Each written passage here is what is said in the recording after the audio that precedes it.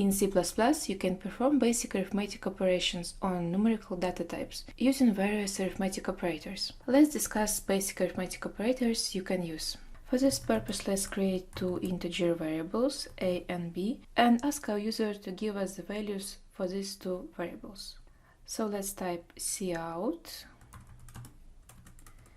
enter a, and let's read our variable a. And in the next line, enter b, and let's read b. So if I want to add my two variables to get a sum, let's create new variable sum, and the value of this variable will be a plus b. If I want to subtract a from b, let's create variable difference, and difference is equal to a minus b. So you can see that everything is quite straightforward. If I want to multiply, multiplication is a, the sign for multiplication is asterisk. And if I want to divide my variables, let's create variable division. We use slash sign for division. And we also have one more operator for modulus to get a reminder of division a on b. Oh, you can see that the word modulus is actually reserved for something else in namespace std, so let's just name it module. So let's talk more about the division reminder. Maybe some of you are not really aware what it is. So if, for example, I try to divide 11 by 2, you know that result will be not the whole number. Result will be 5.5, where 5 is the whole part of our division result, and 0.5 is a fraction. And if I multiply the whole part of our division result 5 on b, on 2, result will be 10, and we divided 11, so 11 minus 10 is the remainder of our division. So we can write it in the formula. So the formula for the division remainder will be a minus whole part of a divided by b multiplied on b. So let's now write our results to the console. So cout a plus b equal to, and we are going to write our variable sum and line, and let's do the same for all other variables. Cout minus b is equal to difference and line. Then let's write multiplication and line once again.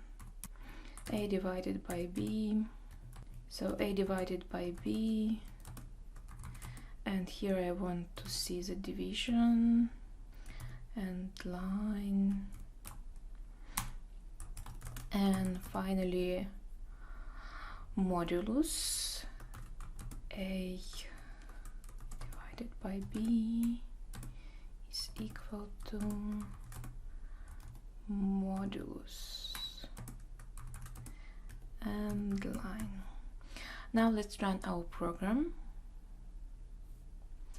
and our program asked me to enter the value of a, let it be 12, and b will be equal to 3, and you can see the result. A plus b is 15, a minus b 9, a multiplied by b 36, division is 4, and since the result for division 12 by 3 is a whole number itself, not the float point number, the result for the division remainder is 0.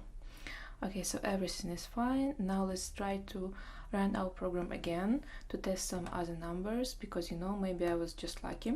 Enter a, let it be 10, enter b, let it be 3, and result is a plus b 13, which is correct. I minus b 7, multiplication is 30, and something is strange where we look at the result of the division. So a divided by b is 3, and the remainder is 1. Yeah, because you know that 10 divided by 3 is 3.3333 in period, so the result is not a whole number, the remainder is 1. But I'm a little bit confused why when I divide A on B I see 3, not 3.333. Why I already see the rounded number? You may think that the problem might be that I declared the type of the division variable as integer, which is whole number. So let's try to declare division as the float number. Maybe it will help. Let's build and run our program again. And once again, let's try to enter 10 and 3. And you can see that still, in spite of the fact that I declared division as a float variable, result is still 3. That's because C++ creates the result of the division first, and then it assigns it to our variable. So when C++ sees that you divide integer value by integer value, the result is also integer value. And now we take this integer value 3, and only when we got the result of our division 3, we assign it to our float variable division. And another question you might think about, if we are going to round down our division result or we are going to round up. So you might think that our C++ uses some common rounding rules, you know, when the whole part is less than 0.5, it will round down the result, and when the whole part is bigger than 0.5, it will round up the result. To test this hypothesis, let's once again divide 11 by 3, and you know that result of the division 11 by 3 is 3.6666. So you might think that the result of the A divided by B will be 4 if we round up our number, but you can see that still result is 3. So what we do here, we just receive the result and we ignore the fraction part. Even if your fraction part will be something like 0.95, still in this case we will ignore everything after dot and assign the whole part of our number to our variable. So I think that everything is pretty clear with multiplication, subtraction and sum. So let's talk more about the division result, and I think that remainder division is also quite straightforward. So let's remove this line and talk more about the division. So this is something you should always keep in mind, that when C++ is performing some mathematical operation on two variables with the same type, the result will be also the same type. So if I divide two integer, result will be integer. If I divide float by float, result will be float. If I divide double on double, result will be double. So you might think that what will happen if I divide float on integer? And that's a really good question to ask, because when C++ sees that you perform mathematical operations on two different numerical data types, and that one data type is a whole number and another data type is a floating point number, it will cast the result always to the floating point number. So if I divide float on integer, result will be float. So how can I cast my integer value A or B, doesn't matter, to the float number? Actually, I can do it in two ways. First way is C-style casting, is when you just write the new data type before the variable you want to cast. So in this way, when I wrote float in the round bracket, I will cast my variable A to the float type, and then I will divide float on integer and result will be float. Let's try to run this code. Enter A. Once again I will enter 10, enter B, B will be 3, and you can see the result 3.333. So result now is float number. Let's talk more about this C-style casting. It's an old casting style that was taken from the C language, and honestly for C++ it's not very safe. There is no harm if you use this type of casting for the simple mathematical operations, But if you are going to work on some more advanced classes that have such feature of C++ language as polymorphism, inheritance, you may have bunch of problems and errors if you use C-style casting. To avoid this problem in the future, it's always a good idea to use C++ style casting which is called static cast, and here in the bracket write the type. So static cast float. So static cast is a way in C++ to cast your variable to another data type, and it's much safer because it takes into account the C++ features we just noted. So let's now run. Okay, I built and ran my program, and I realized I forgot to tell you that when you use static cast, you should put the variable you want to cast in the round bracket. Now let's try to build and run our program again, and once again I will try to enter A and B, and you can see once again the result is 3.6667. Okay, now let's try to work with different data types. We already know how to work with the integers, so let's try to perform some mathematical operations on double. If I have two doubles, I don't need this static cast, because double divided by double will be double. And actually, if you want to just show the result of mathematical operation in your console, you don't need to store it in different variable. You're not going to use it variable later in your code. So I can write this division right here. I'm not going to create a new variable for this purpose. And once again, let's try to build and run our program. So enter A, and let's enter some like really big number with lots of letters. We're working with double, so we can afford ourselves big precision. Now let's enter B, and let it be something also really long fraction for this number. And now let's press enter to see the result, and result is quite disappointing. You can see that I gave my program this huge precision, but result is only 5 digits after the dot. And moreover, if for example I enter A as, I don't know, 1000, and B will be something like 2 point, I don't know, let's just type lots of random digits, you can see once again only 2 point after the dot. It's even worse. If I try to do it again, and once again let's do A even bigger, like let's type some very big number, and B will be something like really long fraction part. Let's press enter, and you can see that now it's even worse.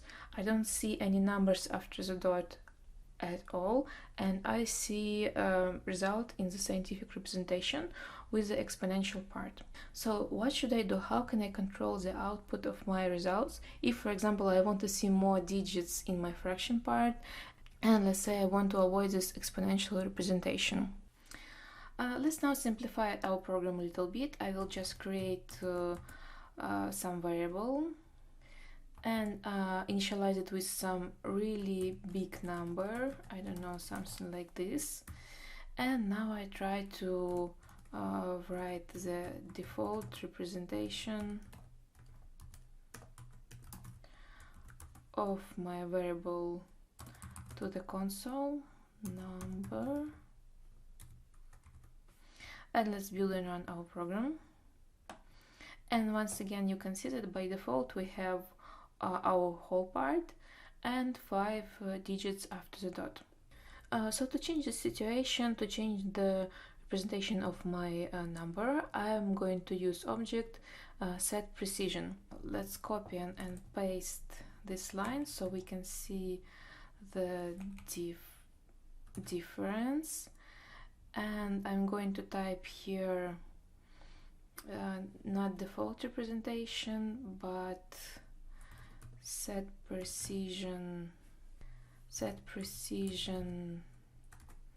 2 representation. And before my number I'm going to use function set precision, and in the square bracket I'm going to write the precision that I want to to see for my number. And if I try to build and run this program again, you can see the result. Error, set precision is not declared in the scope. That's because this object, set precision, that allows us to change the formatting of our output is not included in the library OurStream. It's actually the part of another library called EOManip. Okay, and now when I have this library EOManip, I can use set precision object. Let's actually create several outputs so we can see the difference. So I want to test set precision 2, I want to test set precision 4, and let's also test set precision, let's say 8. And now let's try to build and run our program to see the result. So you can see the default representation is our whole number and 5 digits after the dot. With set precision we have result 3.1. With the set precision 4 we have our whole part and 3 numbers after the dot. And with set precision 8 we have this representation with our whole number and 7 digits after the dot. And you may think, okay, that's very strange. I wrote set precision 2, so I guess I would expect to have 2 digits after the dot, but I see only 1, and here with 4 I see only 3, and with 8 I see only 7. So why it's happening? That's because actually in C++ there are 2 types of notations, scientific notation and fixed point notation. And by default, number of digits in the set precision actually stands for the number of significant digits, when we take into account not only the digits after the dot, but also the digits before the dot. So when we set precision 2, we see 1 digit before the dot, and we see 1 digit after the dot. And the same is happening with the 4 and 8. And if, for example, I will assign some bigger number to my double, let's write 3123 dot something after the dot. Let's now build and run our program, and you can see that result is once again quite different, because I have set precision 2. So in the scientific notation I'm going to use only 2 significant digits, so that's why my first representation is 3.1 multiplied by 1000. When I have set precision 4, I can allow myself to show all 4 numbers before the dot, so I show the whole number 3123. And when I have set precision 8, I can show 4 digits before the dot and 4 digits after the dot. But what if I want to see exactly the fixed amount of digits after the dot? In this case, instead of default notation, I want to use fixed point notation. To represent you how to use fixed point notation, let's now copy these strings, and now after the set precision object I'm going to add object, the keyword fixed, and I'm going to use it for all our rows, and the same here. Oh, actually let's also add the word fixed here so we can see the difference. And I also want to add one more end line here to separate these parts of code.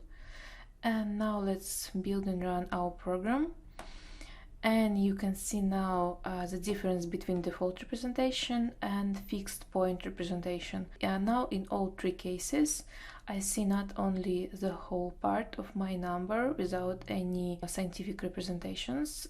Fixed point representation, it always avoids this scientific representation. When you multiply on the power of 10, it will always show you the entire whole part of your number. And after the dot, for the fraction part, you can see when I set precision to 2, I see exactly 2 digits after the dot. When I set precision to 4, I see 4 digits after the dot.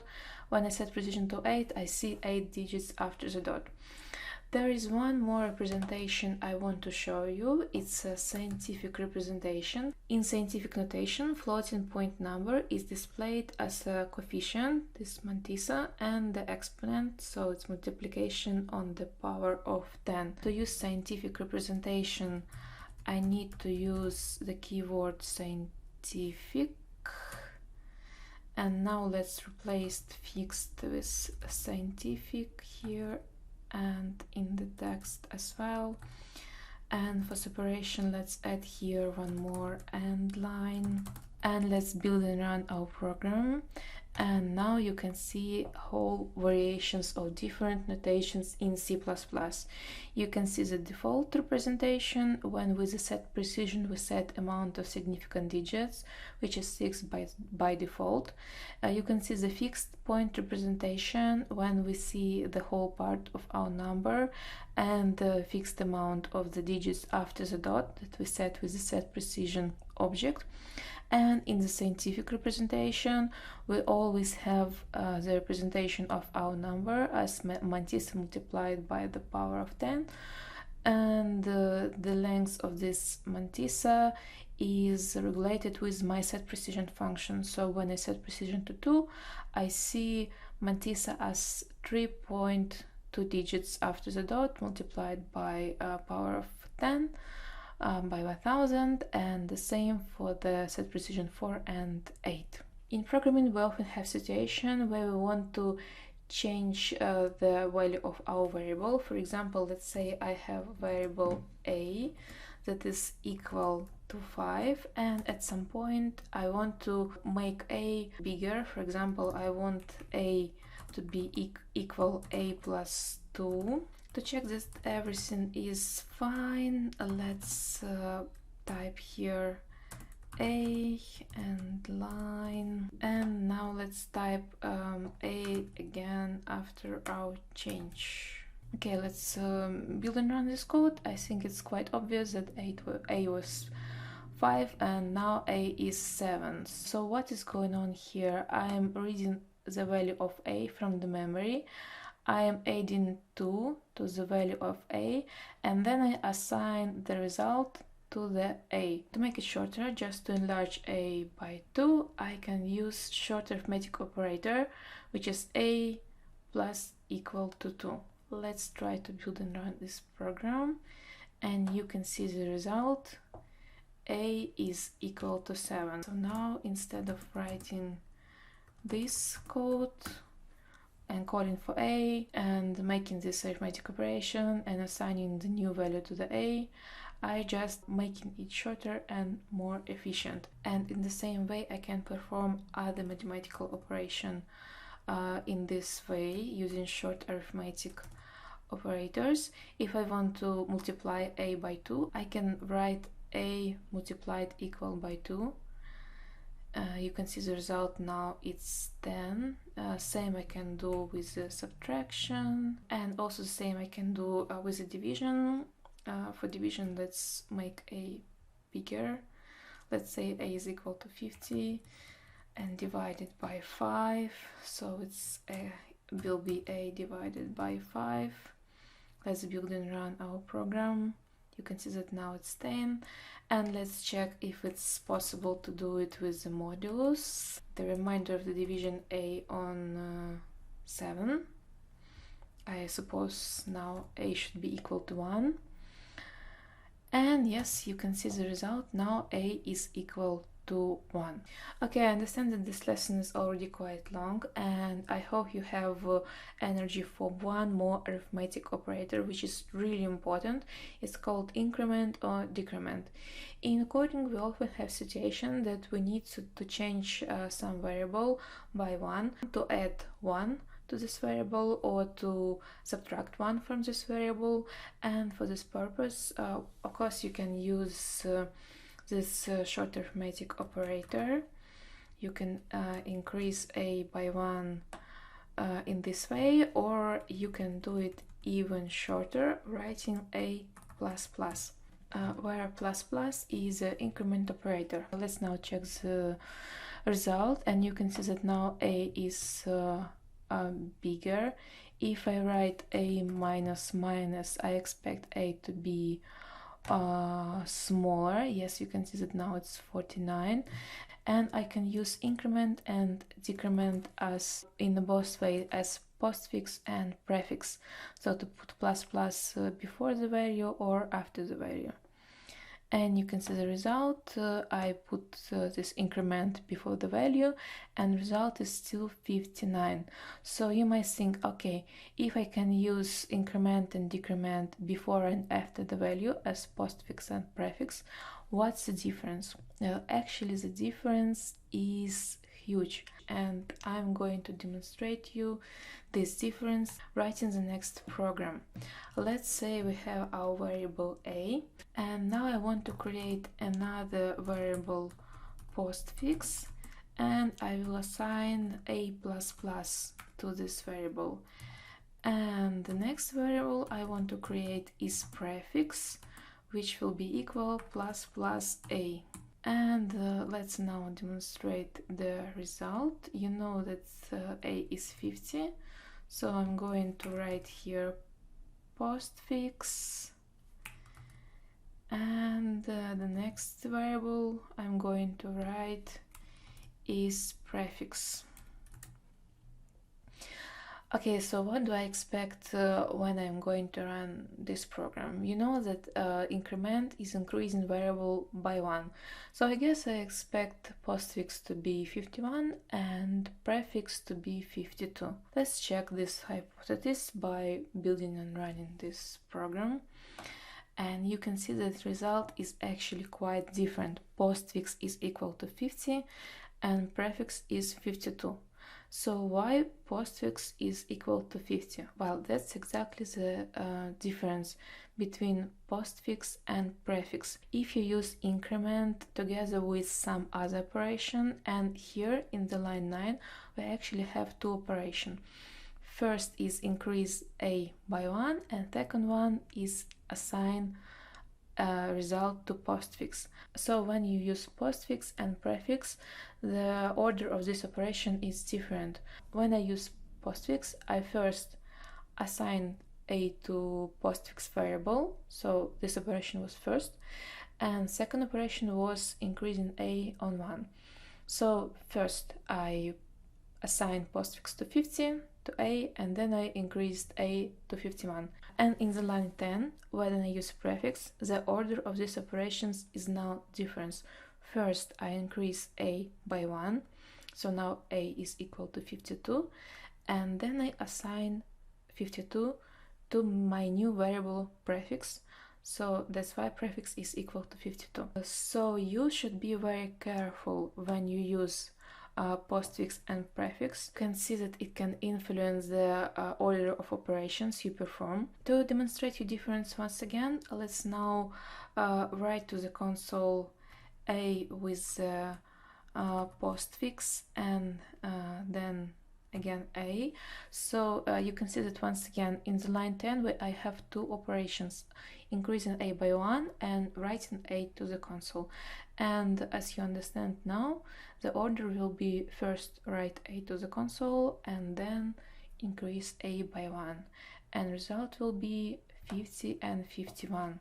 So in the line 10 we wrote 50 to the console and then increased a by 1, and in the line 12 you can see that a now is 51. But if I want to increase a by 1 first and then write it to the console, I used prefix, and now result will be 51, 51.